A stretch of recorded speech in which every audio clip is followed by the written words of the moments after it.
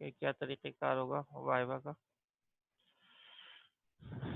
अच्छा, ये कुछ बातें हैं, ये कुछ पॉइंट्स हैं जो सर हमें देख। रिकॉर्डिंग लगा दो। जी हो रही है, रिकॉर्डिंग हो रही है। ठीक है, तो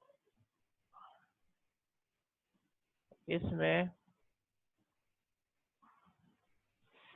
ऑपरेटिंग सिस्टम एक्चुअली जो है वो सबसे इम्पोर्टेंट पार्ट होता है किसी भी सॉफ्टवेयर का, क्योंकि वो कंप्यूटर की तमाम एक्टिविटीज़ को कंट्रोल करता है। ठीक है, कोऑर्डिनेट करता है, यूज़र को हेल्प करता है प्रोग्राम को, यानी कि कंप्यूटर की एग्जीक्यूशन के अंदर ईच एंड एवरीथिंग।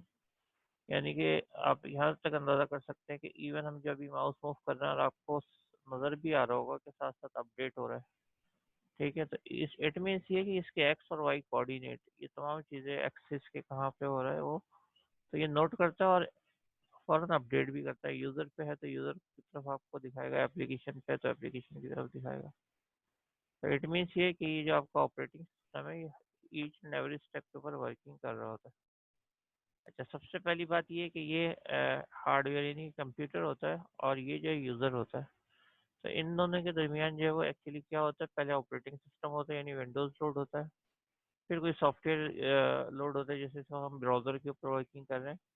देन फिर जो है वो यूज़र होता है, यानी कि यूज़र जो है वो एक्चुअली इन दो लेयर्स के ऊपर होता है। ऑपरेटिंग सिस्टम ज़्यादातर हार्डवेयर को कंट्रोल कर रहा होता है और एप्लीकेशन के थ्रू जो है वो कम्युनिकेट कर रहा होता है user. For example M S word है, एम एस वर्ड में जब आप टाइप करते हैं तो वो यूज़र और उसकी एप्लीकेशन होती है, लेकिन जब आप टाइप करने के लिए कीबोर्ड जो है वो प्रेस करते हैं या ए बी सी, तो जो हम टाइप करते हैं वही लिखा हुआ आ जाता है। तो ये फैसिलिटी जो है हार्डवेयर के थ्रू ऑपरेटिंग सिस्टम जो पहुंचा रहा है। अच्छा, इसमें हार्डवेयर जो है वो कौन कौन से इन्वॉल्व है, अगेन कीबोर्ड है, मॉनिटर है, और उसके साथ साथ प्रोसेसर की अपनी कैपेबिलिटी है प्रोसेसिंग की। तो इसमें ये तमाम चीज़ें यानी सीपीयू और कीबोर्ड और मॉनिटर कौन कंट्रोल कर रहा है, या ऑपरेटिंग सिस्टम कंट्रोल कर रहा है। देन आपका वो सॉफ्टवेयर जिसमें आप वर्किंग कर रहे हैं, एम एस वर्ड, सही है। तो और इसीलिए इसको जो है नाम भी ये दिया जाता है। अगर शुरू में अगर आपको याद हो, हमने बात की थी एप्लीकेशन सॉफ्टवेयर की, वो सॉफ्टवेयर जो कि यूज़र के लिए होते हैं जैसे एम एस वर्ड वगैरह, और दूसरी जो हम बात करते हैं वो करते हैं सिस्टम सॉफ्टवेयर की, जो कि हमारे पास ऑपरेटिंग सिस्टम की हार्डवेयर के लिए होता है। अच्छा, एक इम्पॉर्टेंट फीचर ये होता है कि हर हर सॉफ्टवेयर कोई फंक्शंस वगैरह ना परफॉर्म कर रहा होता है, जिसके बेसिस के ऊपर वो डिफ्रेंशिएट करता है दूसरे जो सॉफ्टवेयर हैं उनके साथ। जैसे फॉर एग्जाम्पल यूज़र ये आपको ये क्या प्रोवाइड करता है, एक ऑपरेटिंग सिस्टम नॉर्मल जो फीचर है उसमें एक यूज़र इंटरफेस कर रहा होता है, यानी किस तरीके से यूज़र कम्युनिकेट करेगा कंप्यूटर के साथ, ये किस तरीके से जो एक्सेस करेगा कंप्यूटर की रिसोर्सेज को, उसकी स्क्रीन को, तो ये चीज़ कहलाती है यूज़र इंटरफेस, यानी कम्युनिकेशन, डायरेक्टली जो कम्युनिकेशन होता है बिटवीन यूज़र एंड मशीन, तो वो कहलाते हैं यूज़र इंटरफेस। फॉर एग्जांपल पहले कीबोर्ड होता था, फिर माउस हुआ एक यूज़र इंटरफेस, और फिर आपके पास जो है वो अब टच स्क्रीन है। प्रोग्राम को अगर आपने देखा होगा तो विजुअल स्टूडियो हम रन करते हैं, तो विजुअल स्टूडियो पे जब डबल क्लिक करते हैं तो वो ओपन हो जाता है।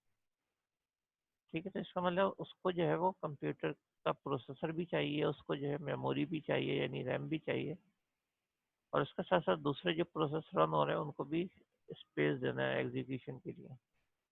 तो इट मीन्स ये कि ये आपके पास जो है वो रनिंग प्रोग्राम को मैनेज करना, तो ये दूसरा फीचर है ऑपरेटिंग सिस्टम को। फॉर एग्जांपल आप विजुअल स्टूडियो ओपन कर लेते हैं, उसके बाद अपना प्रोग्राम लोड करते हैं। ठीक है, उसके बाद आप F5 वगैरह प्रेस करते हैं तो क्या होता है, प्रोग्राम रन हो जाता है। तो ये कौन जो है मैनेज कर रहा है कि रन हो, मेमोरी के अंदर आए और फिर आपसे आपका ये मतलब 2 नंबर का इनपुट का प्रोग्राम है, मेमोरी में आए, फिर आपका कंट्रोल दे उस 2 नंबर इनपुट लेने के लिए, और ऑपरेटर कोई अगर आप डिफाइन कर रहे हैं, देन उसके बाद जो प्रिंटिंग करा दें। ठीक है, तो ये कहलाएगा रनिंग प्रोग्राम। तीसरा जो है मेन फीचर है वो मैनेजिंग फाइल्स है, कि आपके पास जो फोल्डर क्रिएट करना, सही है, उसके पार्टीशन क्रिएट करना, जितनी भी फाइल्स वगैरह है उसको मैनेज करना, उसको डिलीट करना, रीनेम करना, तो ये फैसिलिटी जो थी वो कहलाती है मैनेजिंग फाइल्स। तो ये जो तमाम की तमाम फैसिलिटी है डायरेक्ट हमें जो है वो एक्सप्लोर पे मिल रही होती है। तो अगेन एक्सप्लोरर किस चीज़ का प्रोग्राम है, वो सॉफ्टवेयर सिस्टम सॉफ्टवेयर का यानी ऑपरेटिंग सिस्टम का पार्ट होता है। तो इसलिए हमें जो तमाम फीचर ये प्रोवाइड करता है फाइल क्रिएट करने के, रीनेम करने के, सो ऑन, ठीक है, मॉडिफाई करने के ये इसके सब जो है वो आपके पास मैनेजिंग फाइल में आ जाते हैं। अच्छा, मैनेजिंग फाइल कर कौन रहा है?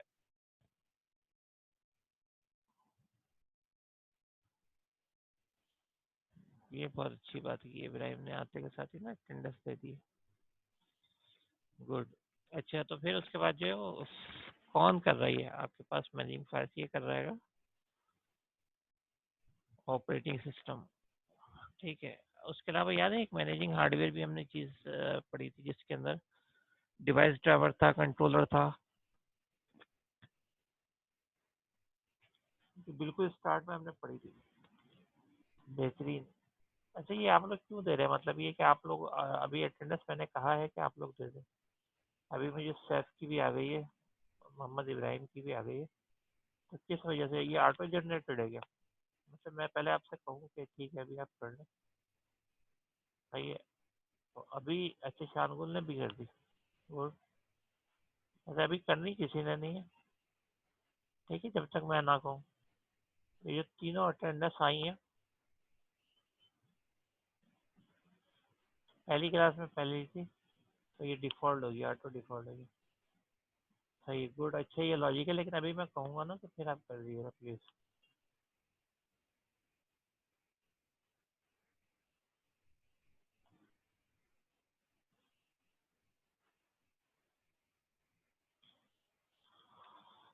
अच्छा, यूटिलिटी सॉफ्टवेयर कौन सा होता है? वो सॉफ्टवेयर जो कि हमारे पास जो है वो हेल्प आउट कर रहे हैं। अच्छा, अभी अटेंडेंस कोई ना दे, ठीक है, आपके अपने लॉजिक से ठहर जाए। अच्छा, अब जो है ऑपरेटिंग सिस्टम की टाइप्स देखें तो ये जो है वो ये आपके पास जो टाइप्स हमने देखी थी। Single user. मेरी आवाज़ ये मुख्तलिफ वक्त में मुख्तलिफ जगह जाती है। अभी मैंने इतना कहा कि कोई नहीं अटेंडेंस सेंड करे, फिर आ गया अटेंडेंस।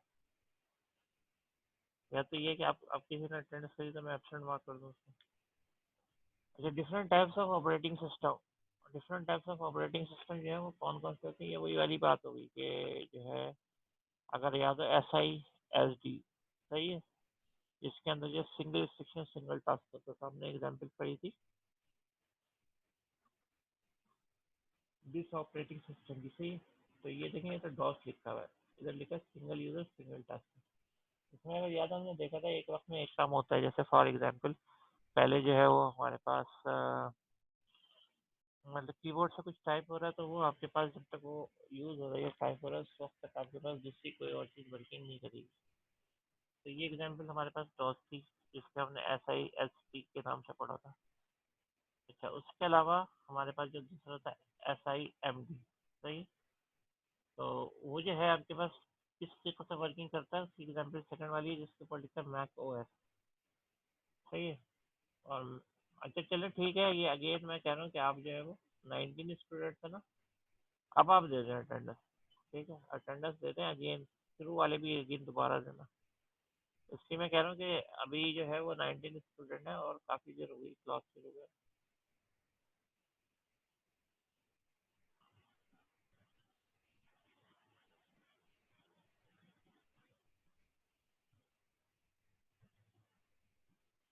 ठीक है।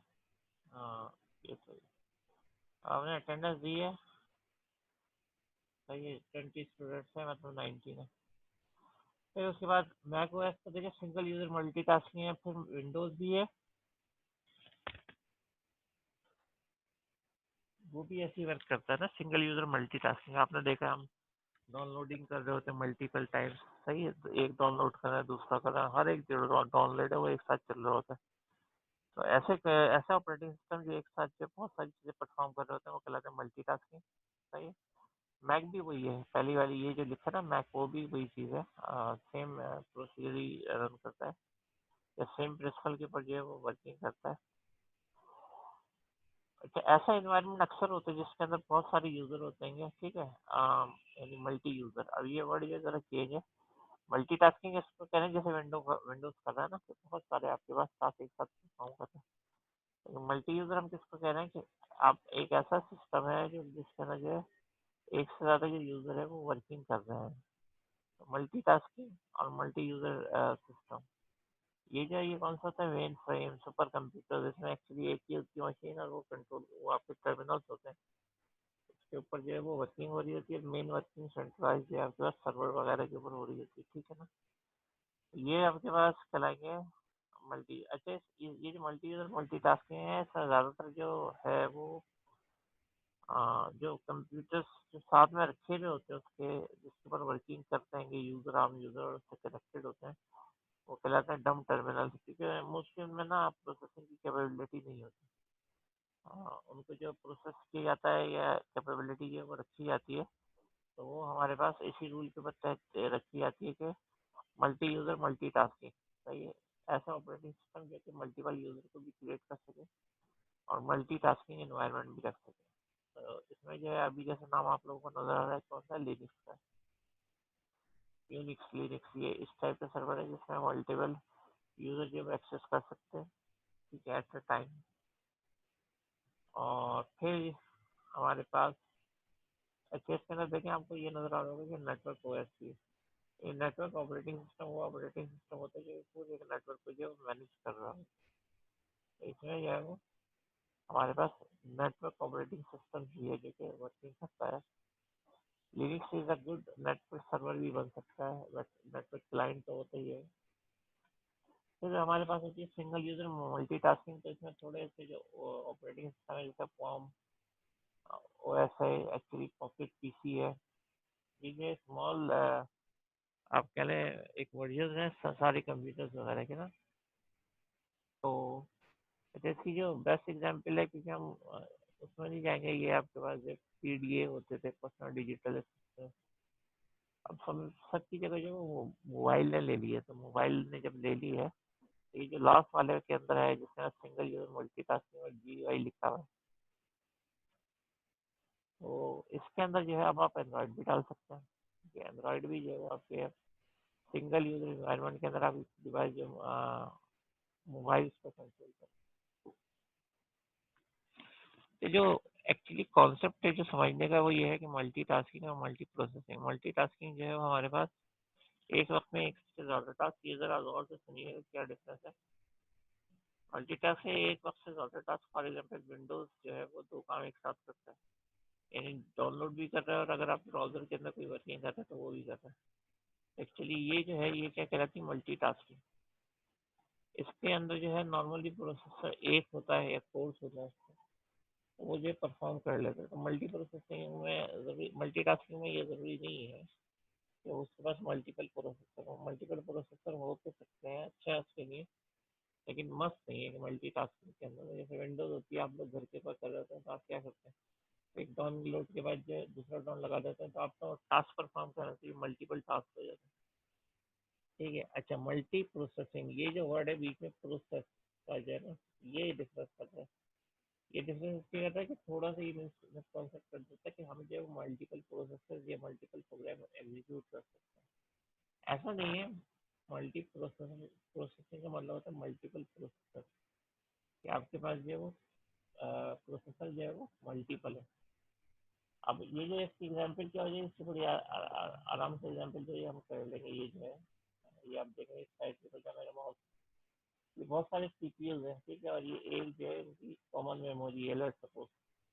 तो अब जो टास्क होगा वो बहुत इजीली परफॉर्म हो जाएगा, इन प्रोसेसर की वजह से। एक प्रोसेसर है उसके पास बहुत कॉम्प्लेक्स आपने लोड डाल दिया, कंप्यूटेशन डाल दिया, तो बजाय उसके कि वो खुद करेगा, वो अपने जो स्लेव को असाइन कर देता है, ठीक है। तो इसके अंदर जो मॉडल होता है मल्टीपल प्रोसेसर का, उसमें मोर देन वन प्रोसेसर होता है। तो जो कॉन्सेप्ट अब आ रहा है जहन में वो वही आ रहा है जो हमने पहले डिस्कस किया था, कि अगर मल्टीपल प्रोसेसर होंगे इट मीन्स ये कि ये सुपर कंप्यूटर की हम बात कर रहे हैं। तो मल्टी प्रोसेसिंग से आप कंफ्यूज ना हो कि multi processing is a multi tasking, नहीं। मल्टी प्रोसेसिंग, जहाँ प्रोसेसिंग का वर्ड आ गया उसका मतलब है कि मल्टीपल प्रोसेसर के ऊपर वो चीज वर्क कर रही है।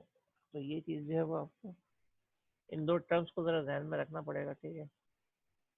और ये जो है जो लोग नहीं आ रहे वो तो एग्जाम से एक दिन पहले ही रखेंगे। तो यूजर की हमने ये सर्विसेज की बात की थी कि क्या क्या करता था, एक देखी थी यूजर इंटरफेस।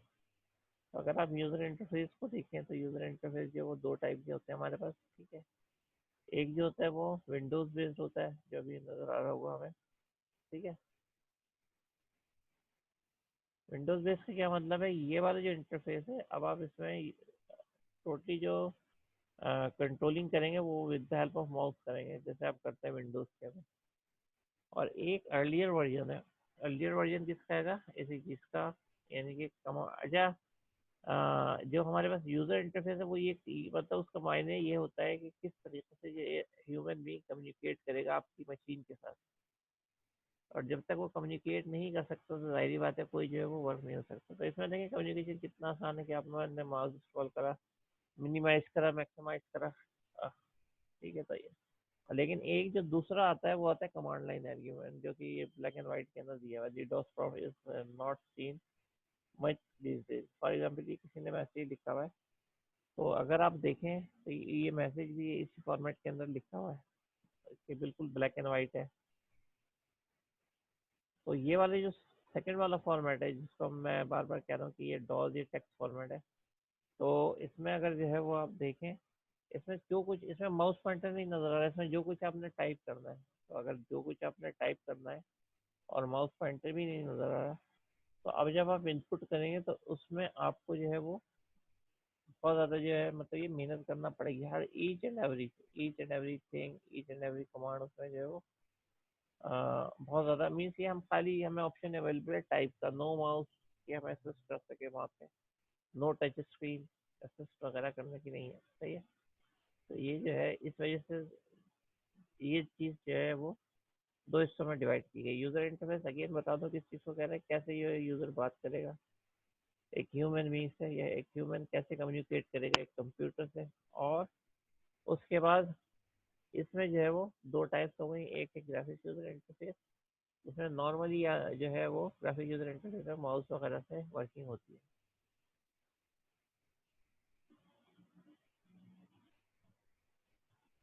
तो ये बेसिक सर्विसेज, ये फीचर्स की भी हमने जो हम जो है वो देखे थे, ठीक है।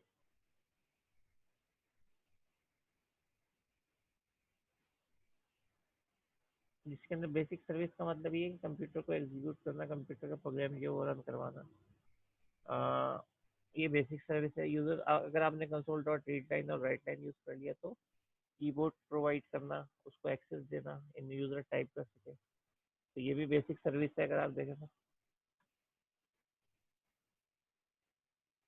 यानी तमाम वो काम जो कि हम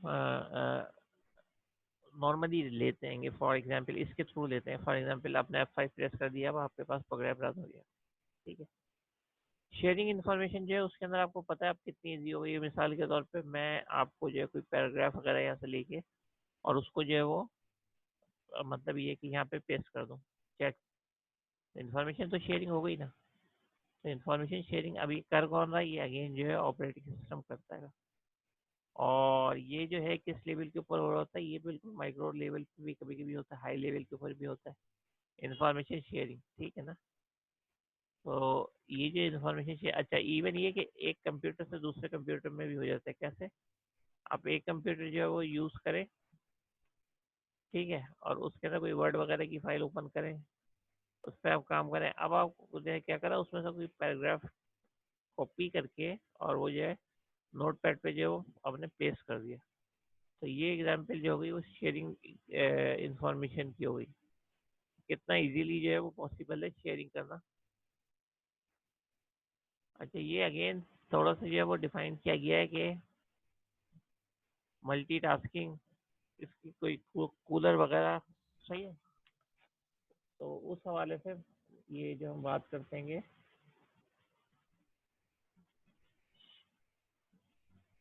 ये वाली जो चीज़ है मल्टीटास्किंग, ये हम लोगों ने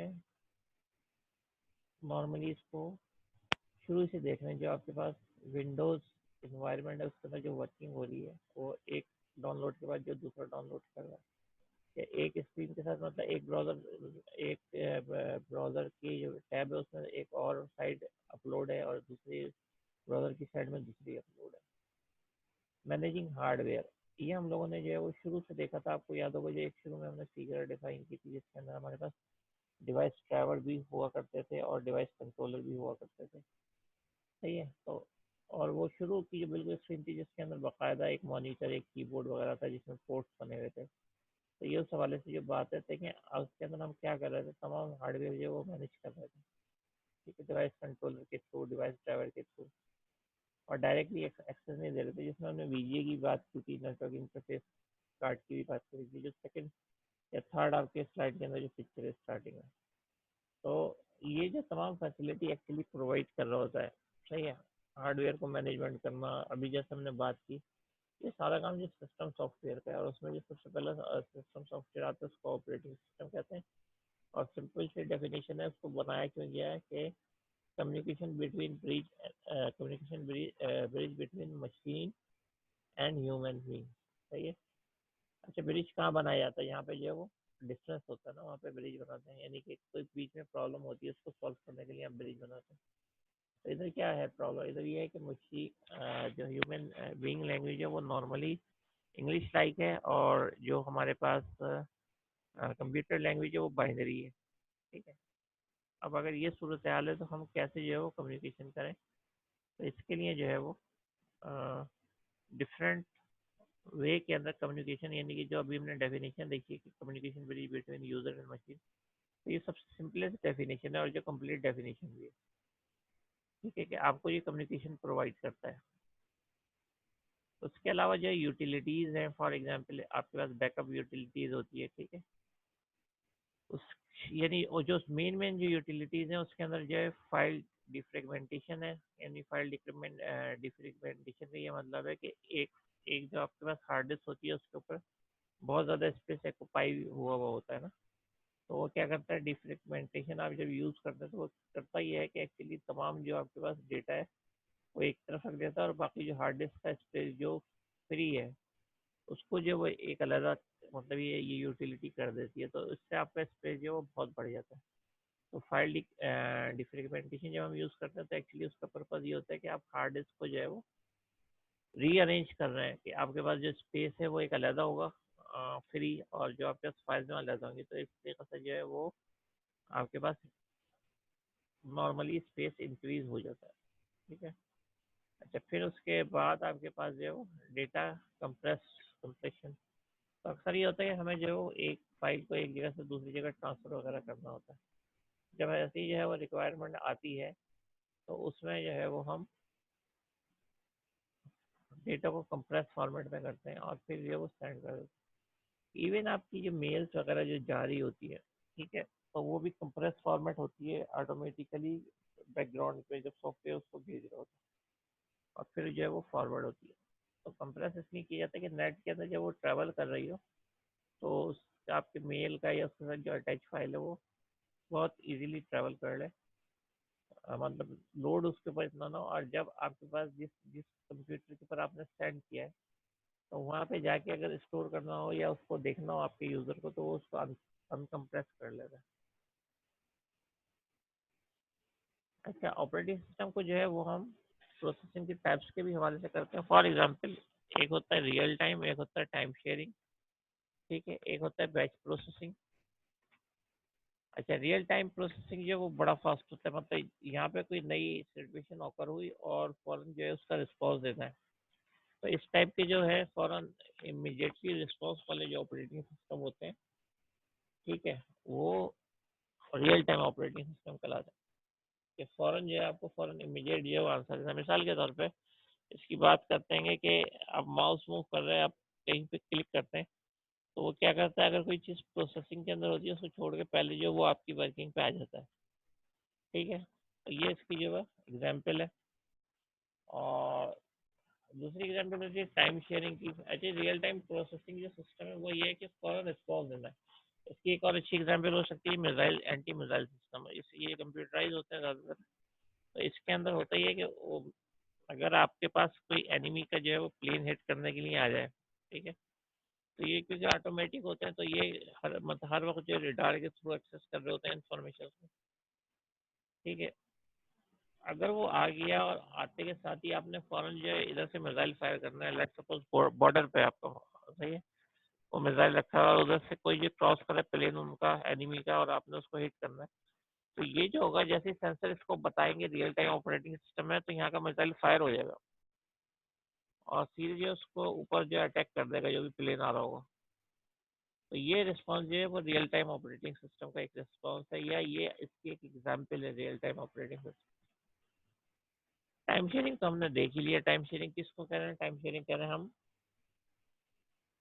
ये टाइम शेयरिंग के बेस के ऊपर क्या आता है आपके पास? आता है मल्टी टास्किंग।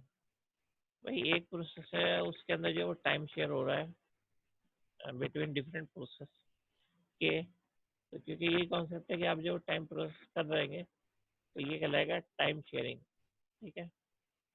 और बैच प्रोसेसिंग, बैच प्रोसेसिंग जो है वो इन मायने में लेते हैं कि उसको जो है हम अगेन बैचेस के अंदर डिफाइन करते रहते हैं कि बैचेस जो है वो जब आपके पास एक पर्टिकुलर रेंज के ऊपर वो पहुंचे तो आप कंप्लीट बैच जो है वो उठाएं और उसके ऊपर जो वो वर्किंग परफॉर्म कर लें। तो ये जो बैच बैच प्रोसेसिंग है, ये क्या है? ये एक्चुअली हमारे पास बहुत सारी जो सर्विसेज हैं जिनको आप एक साथ कंपाइल या रन करना चाह रहे होते हैं, तो उनको पहले जो है आप एक तरीके से एक जगह के ऊपर, मतलब ये कि प्लेस करते हैं, और उसके बाद आप जो है वो प्रिंटिंग करते हैं, या उसके बाद जो उनको एक्सेस देते हैं उस प्रोसेस को एक साथ जो वो रन होने के लिए। देखिए इसकी रियलिटी में तो एग्जांपल ये है कि जब आपके पास एक मतलब उसमें बोलते हैं ना, ये यानी कि उसमें हम ये कह सकते हैं कि